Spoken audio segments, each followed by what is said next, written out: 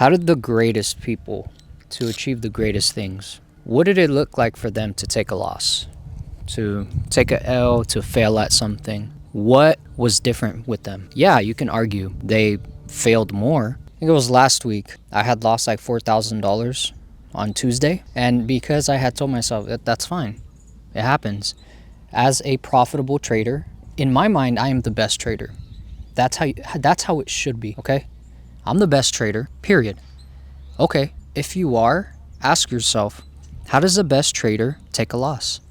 How does the best trader take a win? What does the greed and fear look like for the best trader? Feel yourself into it. Okay, if I'm the best trader, no, I know that I'm the best trader. And I know that these are still inevitable despite me being the best trader. So instead of me feeling sorry for myself, beating myself up, the world's best trader wouldn't do that. He would just move on. Okay? You picture the best trader. How does he act? The best of the best. How do they react to these losses? And that's the separating factor right there. Back to the example, I had lost $4,000 that day. Since I didn't hold it in my mind, the very next day I made $15,000. And honestly, I wasn't even surprised. I was like, as to be expected, I'm the best trader. And I'm not going to let yesterday's loss determine today's win. No matter. Even if I had won the day before, it still wouldn't matter. I would start with the same clean slate the very next day. And you have to just be aware enough in the moment to know when you start to slip, which is a big problem for me that I still deal with to this day. And I am aware about it, and it's something I am still working on. You need to know when to get off the motherfucking charts. You need to know when to stop trading.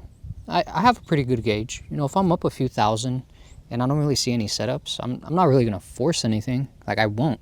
Because then after doing it 1,000 times, giving back my profits, I realize it's not really worth it. So I'll just lock my accounts. I'll turn off my computer and call it a day. Hell, I called it a day today because NASDAQ is at all-time highs. There's not really any setup. I don't want to buy it because we've ran like 700 points in the past 24 hours. And we could have a nasty drop at any moment.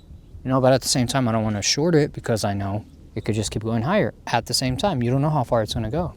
So I'm like, I could try to get a crazy trade, but risk a lot. Or I could just fucking be stress-free, go to the park, enjoy the fresh air. Oh, today's a beautiful day. I cannot even... If you're on the other side of the screen, just imagine a cool breeze with a warm morning sun.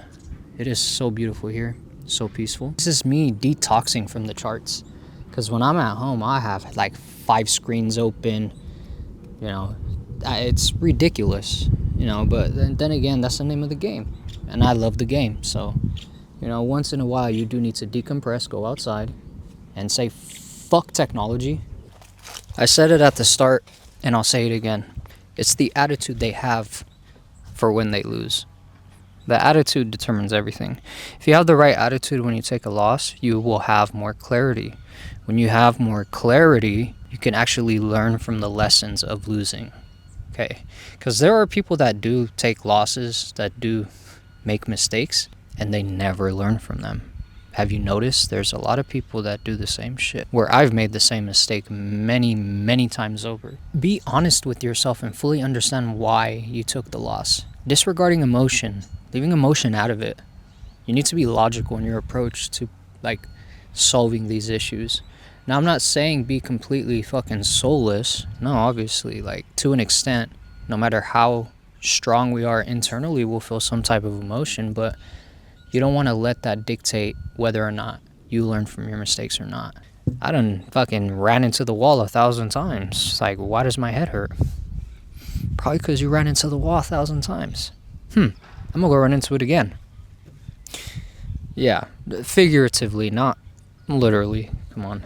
I wouldn't look like this if I did that. The metaphor of running into the wall could be you, like, taking a stupid fucking trade, or over leveraging, removing your stop loss, whatever it may be in regards to trading. Deep thinking definitely comes a certain level of self-awareness that you will need when you want to learn from these mistakes. And, you know, being a trader is, as you know, being a trader is only about like 10% looking at charts and like 90% psychology and having an understanding of how your own brain works. You don't want to be a sore loser in this game of winning and losing, because obviously that would set you back further than everyone. Everyone could be a good winner. I doubt there's any bad winners. People who are sore winners, no, there's only such thing as sore losers. And you don't even want to be that. You just want to be a good loser. Oh gosh, that sounds bad saying it. You want to take a loss in a good way. But there's one thing before this video is over. Have clarity and have the right attitude towards losing. Because if you don't, you'll never get better.